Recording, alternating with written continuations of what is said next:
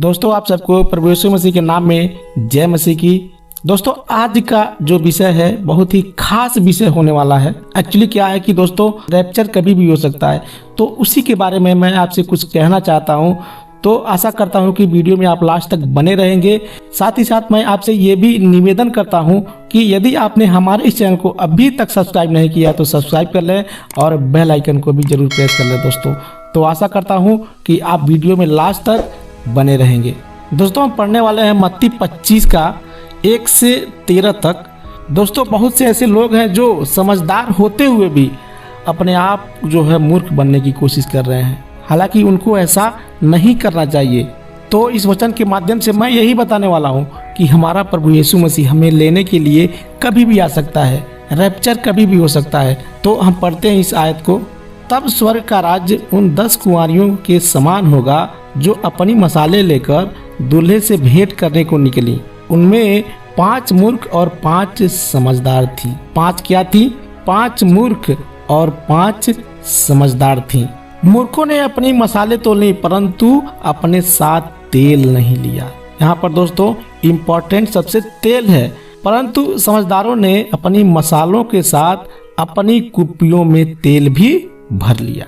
देखिए दोस्तों यहाँ परमेश्वर का वचन कह रहा है उनमें से 5 मूर्ख और 5 समझदार थी, जिनमें से मूर्खों ने अपनी मसाले तो ली परंतु अपने साथ तेल नहीं लिया। अब ये तेल क्या है? तेल है परमेश्वर का वचन। लेकिन मसाले क्या है? मसाले वो है दोस्तों जो लोग मतलब कहा जाए तो एक तरीके से जो चर्च में आते हैं जाते हैं और केवल नाम मात्र के कोटा पूरा करने के लिए, फॉर्मेलिटी पूरा करने के लिए जो आते हैं, लेकिन वो लोग परमेश्वर के वचन को महत्व नहीं देते हैं, परमेश्वर को जानते नहीं हैं। केवल अपने पास्टर से, अपने सगे संबंधियों से मिलने जुलने के लिए आते हैं, लेकिन वो लोग वचन को सीखने नहीं आते हैं, वचन उनके लिए महत्व नहीं है। ऐसे लोग मसाले हैं। अगला आयत है दोस्तों, परंतु समझदारों ने अपनी मसालों के साथ अपनी कुप्पियों में तेल भी भर लिया। देखिए दोस्तों जो समझदार थी वो मसाले तो ली थी लेकिन उसमें तेल भी भर लिया था। कहने का मतलब ये है उन लोगों का विश्वास एकदम दृढ़ था, यानी एक्स्ट्रा विश्वास था, ताकि उन लोगों का जब रैप्चर होगा तब वो लोग एकदम तैयार रहेंगे परमेश्वर के साथ जाने के लिए। अब ऐसा कब होता है? जब कोई व्यक्ति सच्चे मन से परमेश्वर को अपना जीवन समर्पण करता है, परमेश्वर से उसका कनेक्शन बना होता है, हमेशा बाइबल अध्ययन करता है, बाइबल टीचिंग करता है, उसका विश्वास जो है हमेशा मजबूत रहता है, वो हमेशा परमेश्वर के साथ जाने को तैयार होता है, ताकि जब भी आधी रात को भी अगर परमेश्वर आ जाए बुलाने के लिए तो वो रैप्चर में जाने को तैयार रहेगा। लेकिन दोस्तों जो अपने आप को बहुत चालाक समझते हैं, जो लोग परमेश्वर को केवल फॉर्मेलिटी ही समझते हैं, वो लोग परमेश्वर को धोखा देते हैं। परमेश्वर को क्या धोखा देंगे? वो तो खुद अपने आप को धोखा देते हैं। अरे यार तुम क्या परमेश्वर को धोखा दे पाओगे? परमेश्वर तो एक पल में, इस दुनिया में बहुत से जानवर हैं, बहुत से पशु पक्षी हैं, आज इस दुनिया में करीब करोड़ों अरबों खरबों की आबादी है। परमेश्वर ना इन सारे लोगों के धड़कनों की आवाज को एक पल में जानता है कि किसके मन में क्या चल रहा है। तो तुम कभी परमेश्वर को धोखा दे सकते हो? परमेश्वर सर्वशक्तिमान है, क्या होने वाला है, क्या होगा, वो सब कुछ उसको मालूम है। तो क्या कोई इंसान परमेश्वर को धोखा दे सकता है? कभी नहीं। ऐसे लोग क्या सोचते हैं? ऐसे लोग यही सोचते हैं थोड़ा सा रीति रिवाज पूरा कर लूंगा, चर्च में आऊंगा जाऊंगा, लोगों से संपर्क बनाऊंगा, इस तरीके से वो सोचता है कि मैं परमेश्वर में बना रहूंगा। ऐसे लोग उन्हीं 5 मूर्ख कुंवारियों में से होते हैं। आगे देखते हैं, वचन पढ़ते हैं। जब दूल्हे के आने में देर हुई तो वे सब ऊँघने लगी और सो गईं। क्यों सो गई? ना ही उनको परमेश्वर की भविष्यवाणियों के बारे में जानकारी था, ना ही उनको परमेश्वर के वचन का डॉक्ट्रिन्स के बारे में जानकारी था, ना ही उनको रैप्चर के बारे में जानकारी था, रैप्चर के बाद कलिशकाल कब आएगा। लेकिन जो सच्चे विश्वासी होते हैं उनको 7 साल के कलिशकाल के बारे में, रैप्चर के बारे में, मतलब उनको सब कुछ मालूम होता है, क्योंकि वो बाइबल के डॉक्ट्रिन्स को, बाइबल को अच्छी तरह से अध्ययन करते हैं, अच्छी तरह से पढ़ते हैं। तो उनका परमेश्वर से कनेक्शन, उनका विश्वास हमेशा मजबूत होता है, विश्वास बना रहता है। अर्थात ऐसे लोग अपने मसाले में तो तेल भर के एक्स्ट्रा रखते ही हैं, लेकिन अपने कुप्पी में भी तेल भर के रखते हैं। तो उनका विश्वास मजबूत होगा कि नहीं होगा? जरूर होगा। आगे पढ़ते हैं दोस्तों। आधी रात को धूम मची कि देखो दूल्हा आ रहा है, उससे भेंट करने के लिए चलो। तब वे सब कुंवारियां उठकर अपनी मसाले ठीक करने लगीं और मूर्खों ने समझदारों से कहा, अपने तेल में से कुछ हमें भी दो, क्योंकि हमारी मसाले बुझ रही हैं। अब बताइए दोस्तों, जब रैप्चर का समय आ जाएगा, यानी परमेश्वर हमें बुलाने जब आ जाएगा, तो बहुत से लोग ऐसे होंगे जो आपसे मदद मांगेंगे, हेल्प मांगेंगे कि मुझे भी थोड़ा सा तेल दे दो ताकि हम भी परमेश्वर के साथ चल सकें। तो ऐसी दशा में कैसे कोई किसी को अपना तेल दे सकता है?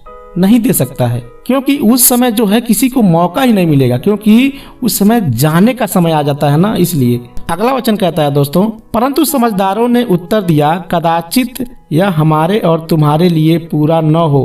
भला तो यह है कि तुम बेचने वालों के पास जाकर अपने लिए मोल ले लो।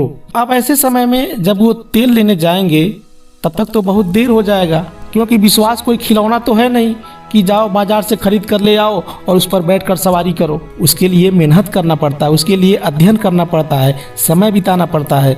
जब वे मोल लेने को जा रही थी तो दूल्हा आ पहुंचा और जो तैयार थी वे उसके साथ विवाह के घर में चली गईं और द्वार बंद किया गया। इसके बाद वे दूसरी कुंवारियां भी आकर कहने लगी, हे स्वामी, हमारे लिए द्वार खोल दे। उसने उत्तर दिया कि मैं तुमसे सच कहता हूँ कि मैं तुम्हें नहीं जानता। यहाँ कहने का अर्थ ये है दोस्तों कि ऐसे लोगों ने कभी परमेश्वर के वचन का महत्व नहीं समझा। उनका दिल कभी परमेश्वर से जुड़ा ही नहीं। परमेश्वर के लिए उन लोगों ने अपना दिल कभी खोला ही नहीं। प्रभु यीशु मसीह किनको स्वर्ग लेकर जाता है? जिनका दिल से परमेश्वर से रिश्ता बना होता है। हमारा परमेश्वर से दिल से रिश्ता होना चाहिए, ऊपर से दिखावटी रिश्ता नहीं होना चाहिए। कोई भी व्यक्ति अपना जीवन परमेश्वर को क्यों देता है कि हे परमेश्वर, ये जीवन तूने दिया है, सब कुछ तेरा है, इसलिए मैं ये तुझे समर्पण करता हूँ, तुझे देता हूँ। मैं जब भी अपने अनुसार अपने इस जीवन को चलाने की कोशिश कर रहा हूँ तो मुझसे गलत काम होते जा रहे हैं, पाप होते जा रहे हैं, मैं पाप में गिरता जा रहा हूँ। तो इसलिए मैं इस शरीर को जो है, हमारे जीवन को जो है तू चला, मैं इसे अब नहीं चला पा रहा हूँ। तो ऐसे जो व्यक्ति अपना जीवन परमेश्वर को समर्पण करता है तो परमेश्वर उसकी आवाज को सुनता है। दोस्तों, सच्चा विश्वास तभी होता है जब हम परमेश्वर के बारे में जानेंगे, उसको चेक करेंगे, तभी हमको वो अंदर से फीलिंग होगा, अंदर से हमारा फेथ होगा। लेकिन अगर किसी के कहने पर हम विश्वास कर लेते हैं ऊपर से, तो वो हमारा विश्वास नहीं होता है। जब भी हमारे जीवन में विपत्ति आएगी ना, तब हम उस विश्वास को छोड़ देते हैं। इसलिए दोस्तों, सच्चा तेल यानी विश्वास अपने अंदर भरने के लिए सबसे पहले आपको खुद, किसी के कहने पर नहीं। अगर मैं भी ये जो आपको वचन का प्रचार कर रहा हूँ तो हो सकता है कि मैं आपको झूठा ज्ञान दे सकता हूँ, तो इस वचन को आप सबसे पहले बाइबल में जाकर चेक करिए कि ये वचन बाइबल में लिखा है कि नहीं लिखा है। तब आप उसको विश्वास करिए, उसको परखिए, तब आपको सच्चा विश्वास होगा। इसलिए जागते रहो, क्योंकि तुम न उस दिन को जानते हो न उस समय को। इसलिए दोस्तों, हमें हमेशा तत्पर तैयार रहना चाहिए। आज आप ये परमेश्वर का वचन आप YouTube के माध्यम से सीख रहे हैं या फिर कहीं और से सीख रहे हैं, किसी चर्च से सीख रहे हैं, तो कहीं न कहीं से आपको ज्ञान लेना जरूरी है। इसलिए आपके अंदर वो सच्चा तेल आएगा, तभी वो आपके अंदर सच्चा विश्वास हो पाएगा। इसलिए आप हमेशा तैयार रहें दोस्तों। तो दोस्तों, आज के लिए बस इतना ही। आशा करता हूँ कि वीडियो आपको अच्छा लगा होगा। यदि आपने अभी तक हमारे चैनल को सब्सक्राइब नहीं किया तो सब्सक्राइब कर लें। मिलते हैं फिर अगले वीडियो में, तब तक के लिए आप सबको जय मसीह की दोस्तों।